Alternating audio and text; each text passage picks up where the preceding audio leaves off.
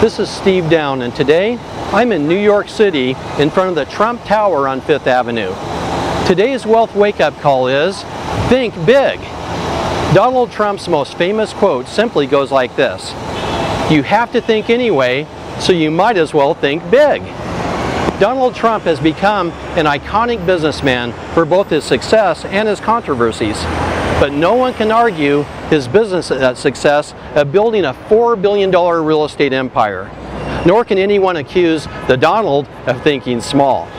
Just Google Donald Trump's grand penthouse located in his 58-floor Trump Tower. The Trumps occupy the top 3 floors of the skyscraper with breathtaking views of Central Park and Manhattan. Perhaps the most impressive residence in New York City. Further evidence of Trump's big thinking is his purchase of Paul Allen's Boeing 747. Yes, Donald Trump even travels big.